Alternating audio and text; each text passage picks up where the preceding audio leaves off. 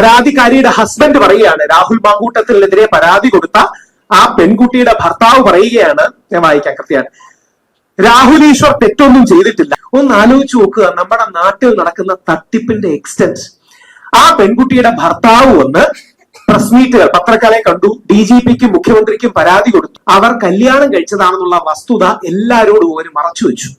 രണ്ട്, നിങ്ങളിൽ ചിലരെങ്കിലും ഓർമ്മ കാണും, ആ പെൺകുട്ടി പറഞ്ഞത് 4 ദിവസമേ കല്യാണമുള്ളായിരുന്നു, 1 മാസത്തിനകം കല്യാണം ഒഴിഞ്ഞുവെന്ന്.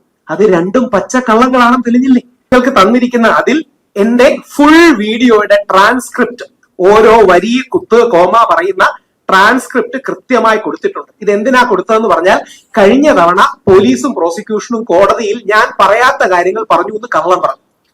ഞാൻ പറയാത്ത കാര്യങ്ങൾ പറഞ്ഞു എന്ന് കള്ളം പറഞ്ഞപ്പോ എനിക്ക് സത്യം പറഞ്ഞ ദേഷ്യം വന്നു. കാര്യം ഞാൻ സത്യം പറയുന്ന ഒരുത്തനാണ് ഞാൻ. അതുകൊണ്ട് ബഹുമാനപ്പെട്ട കോടതി പറയുന്നു, ഈ പരാതിക്കാരി പറയുന്ന പീഡന ആരോപണം നിലനിൽക്കില്ല എന്ന്. ഈ വ്യാജ പരാതി നമ്മൾ കേട്ടിട്ടുണ്ട്. ഈ വ്യാജ പരാതി എന്ന് പറഞ്ഞാൽ എന്ത് ചെയ്യും എനിക്കറിയില്ല.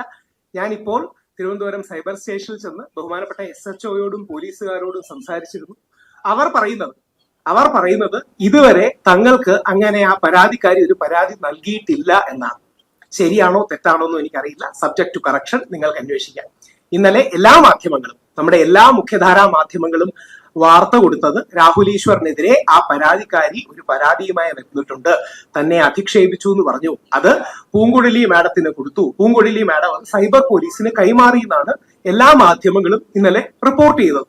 അപ്പോ അത് വിശ്വസിച്ച് ഞാൻ രാവിലെ ബഹുമാനപ്പെട്ട ഹൈക്കോടതിയിലേക്ക് എന്റെ മുൻകൂർ ജാമ്യം മൂവ് ചെയ്യാൻ പറഞ്ഞിട്ടുണ്ട്.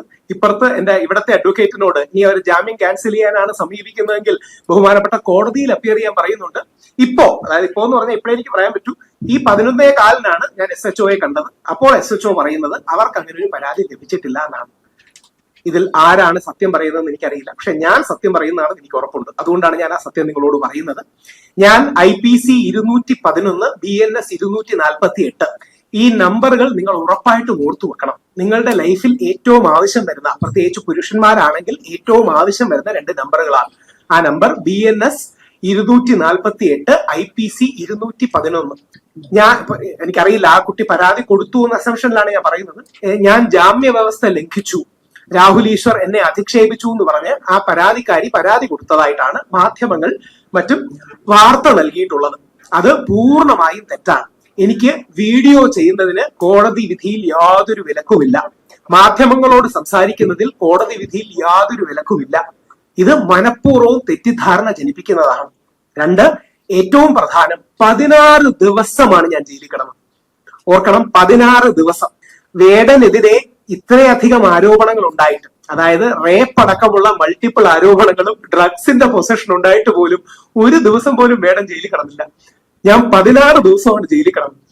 അതിന്റെ കാരണം, യഥാർത്ഥത്തിൽ ഇത് പറയുന്ന ഒരു തീവ്ര ഫെമിനിസ്റ്റ് ലോബിയുടെ ടാർഗറ്റ് അവർക്കെതിരെ അഭിപ്രായം ഉന്നയിക്കുന്നവരെ നിശബ്ദമാക്കലാണ്. ആത്യന്തികമായി രാഹുൽ മാങ്കൂട്ടത്തിനെതിരെയോ ശ്രീ ദിലീപിനെതിരെയോ ശ്രീ വേടനെതിരെയുള്ള കേസുകൾ കോടതിയിൽ നിലനിൽക്കില്ല എന്ന് ഈ ആരോപണം ഉന്നയിക്കുന്നവർക്ക് നന്നായിട്ട് അറിയാം. അവരെ പിന്തുണയ്ക്കുന്ന ഒരു തീവ്ര ഫെമിനിസ്റ്റ് ലോബിക്കും അറിയാം. പകരം അവർ ഉദ്ദേശിക്കുന്നത് മാധ്യമ ചർച്ചകൾ ഉണ്ടാക്കാനാണ്. നിങ്ങൾ മാധ്യമങ്ങളെ ഉപയോഗിച്ച് മറുഭാഗത്തെ ആൾക്കാരെ കരിവാരിത്തേക്കാനാണ്. അവർക്ക് എന്തുകൊണ്ടാണ് എന്നോട് ദേഷ്യമെന്ന് പറഞ്ഞാൽ, അവർ ഈ മുമ്പോട്ട് വെക്കുന്ന മീഡിയ നറേറ്റീവ് ഞാൻ കുത്തിപ്പൊട്ടിക്കുന്നതുകൊണ്ടാണ്. കുത്തിപ്പൊട്ടിക്കുന്നു എന്നല്ല, ഞാൻ പൊളിച്ചു കളയുന്നതുകൊണ്ടാണ്. ഈ കുത്തിപ്പൊട്ടിക്കുന്നു എന്ന് പറഞ്ഞാൽ വേറെ ഏതെങ്കിലും അർത്ഥം വ്യാഖ്യാനി. അവർ മുമ്പോട്ട് വെക്കുന്ന മീഡിയ നറേറ്റീവുകൾ, അവർ മുമ്പോട്ട് വെക്കുന്ന ഈ ഡ്രാമ, അത് എക്സ്പോസ് ചെയ്യുന്നു എന്നുള്ളത് കൊണ്ടാണ് എന്നെ പോലുള്ളവരോട് ദേഷ്യം. അത് പല രീതിയിലുണ്ട്. അതിന്റെ ഒരു വിക്ടിമാണ് മുകേഷ്. മുകേഷിന്റെ ഒരു ശത്രു പോക്സോയിൽ പെടുത്താൻ മുകേഷിനെ കൊടുത്തു. അത് നിങ്ങൾ ശ്രദ്ധിക്കേണ്ടത്, ആ പരാതിക്കാരിയുടെ ഹസ്ബൻഡ്, നിങ്ങൾ മീഡിയക്കാരെ ഇന്നലെ ഞാൻ കണ്ടിരുന്നു, അയാൾ ഇന്നലെ ഒരു വീഡിയോ ഇട്ടിരുന്നു. ഞാൻ ആ വീഡിയോ എടുത്ത് കാണിക്കാത്തത് എനിക്ക് സുപ്രീം കോടതിയിലെ അഡ്വക്കേറ്റ് പറഞ്ഞു, ആ വീഡിയോ നിങ്ങൾ കാണിക്കണ്ട, അങ്ങനെയാണെങ്കിൽ നിങ്ങൾ അതിജീവിതയുടെ ഐഡന്റിറ്റി വെളിപ്പെടുത്തി എന്ന് വീണ്ടും പറയും. അതുകൊണ്ട് മാത്രമാണ് ആ പ്രത്യേകം നല്ല ചെറുപ്പക്കാരൻ ഒരു വീഡിയോ ഇട്ടു. എന്നിട്ട് അതിൽ പരാതിക്കാരിയുടെ ഹസ്ബൻഡ് പറയുകയാണ്, രാഹുൽ മാങ്കൂട്ടത്തിനെതിരെ പരാതി കൊടുത്ത ആ പെൺകുട്ടിയുടെ ഭർത്താവ് പറയുകയാണ്, ഞാൻ വായിക്കാം കൃത്യമാണ്, രാഹുൽ ഈശ്വർ തെറ്റൊന്നും ചെയ്തിട്ടില്ല, രാഹുൽ ഈശ്വറിനോട് ഈ പരാതി വന്നതിൽ ഞാൻ ഖേദം പ്രകടിപ്പിക്കുന്നു. അതായത് അയാൾ തെറ്റ് ചെയ്തു എന്നല്ല, പക്ഷെ ഇത്തരം പരാതി വരുന്നതിൽ ഞാൻ ഖേദം പ്രകടിപ്പിക്കുന്നു. എന്നിട്ട് ആ പെൺകുട്ടിയെ കുറിച്ച് രൂക്ഷമായി 2-3 കാര്യങ്ങൾ പറഞ്ഞിട്ടുണ്ട്. അത് ഞാൻ പറയുന്നില്ല. ഒന്ന് ആലോചിച്ച് നോക്കുക നമ്മുടെ നാട്ടിൽ നടക്കുന്ന തട്ടിപ്പിന്റെ എക്സ്റ്റെന്റ്. ആ പെൺകുട്ടിയുടെ ഭർത്താവ് വന്ന് പ്രസ് മീറ്റുകൾ പത്രക്കാരെ കണ്ടു, DGPക്കും മുഖ്യമന്ത്രിക്കും പരാതി കൊടുത്തു, അയാൾ വീഡിയോ ചെയ്തു. അതിനെ അടിസ്ഥാനപ്പെടുത്തി അയാളെ സപ്പോർട്ട് ചെയ്ത് യഥാർത്ഥത്തിൽ അയാളാണ് അതിജീവിതൻ. ഞാൻ രാഹുൽ മാങ്കൂട്ടത്തിനേക്കാൾ കൂടുതൽ പിന്തുണയ്ക്കുന്നത് ആ പാവപ്പെട്ട ചെറുപ്പക്കാരനെയാണ്. കാരണം അവന്റെ ജീവിതം തകർന്നു, അവന്റെ സമ്പത്ത് തകർന്നു, കല്യാണം കഴിച്ചിട്ട് അവന്റെ കുടുംബം തകർന്നു. അതുകൊണ്ട് അവനെ പിന്തുണയ്ക്കണം എന്ന് പറഞ്ഞിട്ട വീഡിയോ ഈ പെൺകുട്ടിക്ക് പ്രകോപിതമായി. കാര്യം എന്തുകൊണ്ടാണെന്നറിയാമോ? അവർ കല്യാണം കഴിച്ചതാണെന്നുള്ള വസ്തുത എല്ലാരോടും അവർ മറച്ചു വെച്ചു. 2, നിങ്ങളിൽ ചിലരെങ്കിലും ഓർമ്മ കാണും, ആ പെൺകുട്ടി പറഞ്ഞത് 4 ദിവസമേ കല്യാണം ഉള്ളായിരുന്നു, 1 മാസത്തിനകം കല്യാണം ഒഴിഞ്ഞുവെന്ന്. അത് 2 പച്ചക്കള്ളങ്ങളാണെന്ന് തെളിഞ്ഞില്ലേ? കല്യാണം ഒഴിഞ്ഞെങ്കിൽ, അല്ലെങ്കിൽ കല്യാണം ഒഴിയുക എന്നൊരു പരിപാടിയേ ഇല്ല. കല്യാണം ഒഴിഞ്ഞെങ്കിൽ എങ്ങനെയാ ആ പെൺകുട്ടിക്ക് ഇപ്പോഴും ഒരു ഭർത്താവ് ഉണ്ടാകുക? ആ ഭർത്താവ് വന്ന് ആ പെൺകുട്ടിക്കെതിരെ പത്രസമ്മേളനം വിളിക്കുകയും വസ്തുതകൾ തുറന്നു പറയുകയും ചെയ്തതിന് ആ ഭർത്താവിനെതിരെ കേസ് കൊടുക്കാൻ പറ്റില്ല. പകരം എനിക്കെതിരെ ദേഷ്യം തീർക്കാൻ. ഇത് ഒരു പാറ്റേൺ ആണ്. നമ്മുടെ ബോബി ചെമ്മണ്ണൂറിന്റെ കേസിൽ നമ്മുടെ അഭിനേത്രി, എനിക്കിഷ്ടമുള്ള ഒരു അഭിനേത്രി, പേര് പറയാൻ പ്രശ്നമൊന്നുമില്ല, ഹണി റോസ് അടക്കമുള്ളവർ എനിക്കെതിരെയാണ് പരാതി കൊടുക്കുന്നത്. റിനി വന്ന് രാഹുൽ മാങ്കൂട്ടത്തിനെതിരെയല്ല എനിക്കെതിരെയാണ് പരാതി കൊടുക്കുന്നത്. ഈ പരാതിക്കാരി വന്ന് ആ പെൺകുട്ടിയുടെ ഭർത്താവിനെതിരെയല്ല എനിക്കെതിരെയാണ് പരാതി കൊടുക്കുന്നത്. അത് എന്തിനു വേണ്ടിയാണെന്നറിയാമോ? എതിർക്കുന്നവരെ നിശബ്ദമാക്കാൻ. നിങ്ങൾക്ക് തന്നിരിക്കുന്ന അതിൽ എന്റെ ഫുൾ വീഡിയോയുടെ ട്രാൻസ്ക്രിപ്റ്റ്, ഓരോ വരി കുത്ത് കോമ പറയുന്ന ട്രാൻസ്ക്രിപ്റ്റ് കൃത്യമായി കൊടുത്തിട്ടുണ്ട്. ഇത് എന്തിനാ കൊടുത്തതെന്ന് പറഞ്ഞാൽ, കഴിഞ്ഞ തവണ പോലീസും പ്രോസിക്യൂഷനും കോടതിയിൽ ഞാൻ പറയാത്ത കാര്യങ്ങൾ പറഞ്ഞു എന്ന് കള്ളം പറഞ്ഞു. ഞാൻ പറയാത്ത കാര്യങ്ങൾ പറഞ്ഞു എന്ന് കള്ളം പറഞ്ഞപ്പോ എനിക്ക് സത്യം പറഞ്ഞ ദേഷ്യം വന്നു. കാര്യം ഞാൻ സത്യം പറയുന്ന ഒരുത്തനാണ്. അതുകൊണ്ട് ഞാൻ കോടതിയിൽ നിന്ന് വിളിച്ചു പറഞ്ഞു, ഇയാള് കള്ളം പറയുകയാണ്, പ്രോസിക്യൂഷൻ കള്ളം പറയുകയാണെന്ന് പറഞ്ഞു. പെട്ടെന്ന് പ്രോസിക്യൂട്ടർ പുള്ളി പ്രതീക്ഷിച്ചില്ല, പുള്ളി ഒന്ന് പരിങ്ങിയിട്ട്, അല്ല അങ്ങനെയൊക്കെ തോന്നുന്ന രീതിയിൽ രാഹുൽ ഈശ്വർ പറഞ്ഞു. അതായത് കോടതി പറഞ്ഞിട്ട് പ്രോസിക്യൂഷൻ പറയണം, അങ്ങനെയൊക്കെ തോന്നുന്ന രീതിയിൽ രാഹുൽ ഈശ്വർ പറഞ്ഞു. അതുകൊണ്ട് വള്ളി പുള്ളി വിടാതെ ആ ട്രാൻസ്ക്രിപ്റ്റ് എടുത്തിട്ടുണ്ട്. ഇനി നിങ്ങളോട് ആത്മാർത്ഥമായി ഞാനൊരു ചോദ്യം നിങ്ങളുടെ മനസ്സിൽ ചോദിക്കുകയാണ്. ഈ അധിക്ഷേപം എന്ന് പറഞ്ഞില്ലേ, ഞാൻ എന്ത് അധിക്ഷേപിച്ചെന്ന് ഏതെങ്കിലും ഒരു വാക്കെങ്കിലും നിങ്ങൾ കേട്ടോ? ഇവരുടെ ഫോട്ടോ ഞാൻ ഷെയർ ചെയ്തു, ഇവരുടെ ഐഡന്റിറ്റി ഡിസ്ക്ലോസ് ചെയ്തു. ആദ്യം ആ 2 വകുപ്പുകളാണ് പോലീസുകാരിട്ടത്. ഇത് 2 നിലനിൽക്കില്ല എന്ന് കണ്ടപ്പോൾ വളരെ വേഗമായിട്ടൊരു വകുപ്പ്, സെക്ഷലി കളേർഡ് റിമാർക്സ് കാരണം അധിക്ഷേപിച്ചു. ഏത് സെക്ഷലി കളേർഡ് റിമാർക്ക്? പോലീസ് കോടതിയിൽ ഇത് പറയുന്നില്ല, പകരം അധിക്ഷേപിച്ചത് വളരെ ഗൗരവതരമായ കുറ്റമാണ്, ഇയാൾക്ക് ജാമ്യം കൊടുക്കരുത്. നമ്മുടെ നാട്ടിൽ നടക്കുന്ന, പ്രത്യേകിച്ച് നാളെ നിങ്ങൾ മീഡിയക്കാർക്ക് ഏറ്റവും കൂടുതൽ യൂസ് ചെയ്യാൻ കഴിയുന്ന ഒരു കാര്യമാണ്. ഏതെങ്കിലും ഒരു കാര്യം പറഞ്ഞാൽ എന്നെ ലൈംഗികമായി അധിക്ഷേപിച്ചു, അല്ലെങ്കിൽ അധിക്ഷേപ വീഡിയോ ചെയ്തു, നാളെ നിങ്ങൾക്കെതിരെ വരില്ലേ ഒരു അധിക്ഷേപ വാർത്ത ചെയ്തു എന്ന് പറഞ്ഞാൽ പോരെ? അതിന് 16 ദിവസം, അത് ഇലക്ഷനൊക്കെ ആയതുകൊണ്ട് കൂടി ആയിരിക്കാം, 16 ദിവസം ഞാൻ ജയിലിൽ കിടക്കേണ്ടി വന്നു. ഇതിന്റെ പ്രശ്നം സ്ത്രീ സുരക്ഷ എന്ന ആശയത്തെ ഇവർ ദുരുപയോഗം ചെയ്യുകയാണ്. ഇനി 2, ആ വീഡിയോയുടെ തുടക്കത്തിൽ പറയുന്നത് എന്താ അറിയാം? അതിജീവിത എന്ന വാക്ക് വളരെ പ്രധാനമാണ്. അതിജീവിത എന്ന വാക്കിന് അതിൻ്റെതായ ഒരു മൂല്യവും വിലയും ഉണ്ട്. ആ വാക്ക് നമ്മൾ മിസ്യൂസ് ചെയ്യരുത്. മിസ്യൂസ് ചെയ്യുന്നതാണ് ഈ പരാതിക്കാരി. അതുകൊണ്ടാണ് അവരെ വ്യാജ അതിജീവിത എന്ന് വിളിക്കുന്നത്. ഇനി 2, നിങ്ങൾ തന്ന ആ പേജിലെ കോടതി ഉത്തരവ് ദയവായി ഒന്ന് നോക്കാം. രാഹുൽ ഈശ്വറിന്റെ അല്ല, ഇത് ബഹുമാനപ്പെട്ട കോടതി രാഹുൽ മാങ്കൂട്ടത്തിന് ജാമ്യം നിഷേധിച്ച ഉത്തരവാണ്. രാഹുൽ മാങ്കൂട്ടത്തിന് ജാമ്യം കൊടുത്ത ഉത്തരവല്ല, രാഹുൽ മാങ്കൂട്ടത്തിന് ജാമ്യം നിഷേധിച്ച ഉത്തരവാണ്. അതിൽ പേജ് നമ്പർ 14 ബഹുമാനപ്പെട്ട കോടതി പറയുന്നു, ഈ പരാതിക്കാരി പറയുന്ന പീഡന ആരോപണം നിലനിൽക്കില്ല എന്ന്. ഈ പരാതിക്കാരി പറയുന്ന പീഡന ആരോപണം നിലനിൽക്കില്ല എന്ന്. പിന്നെ അവരെങ്ങനെ അതിജീവിതയാകുന്നു?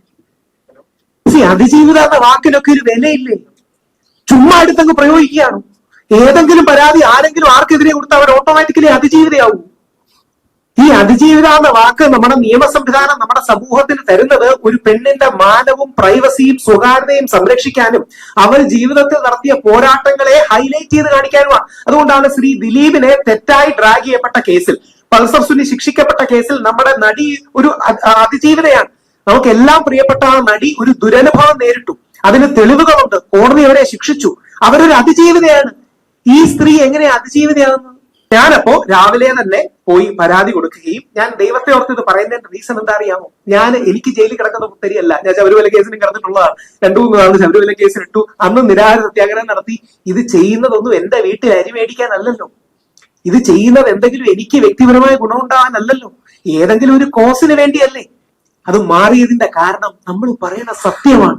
ആ സത്യം എന്ന് പറഞ്ഞാൽ നിങ്ങൾക്ക് വെരിഫൈ ചെയ്യാൻ കഴിയുന്ന, തൊട്ടു നോക്കാൻ കഴിയുന്ന സത്യമാണ്. ഇത് തന്നെ ആലോചിച്ച് നോക്കുക. എന്നെ 16 ദിവസം ജയിലിലിട്ടതിന് എന്തെങ്കിലും ന്യായമുണ്ട്? ഒരു ന്യായവും ഇല്ല.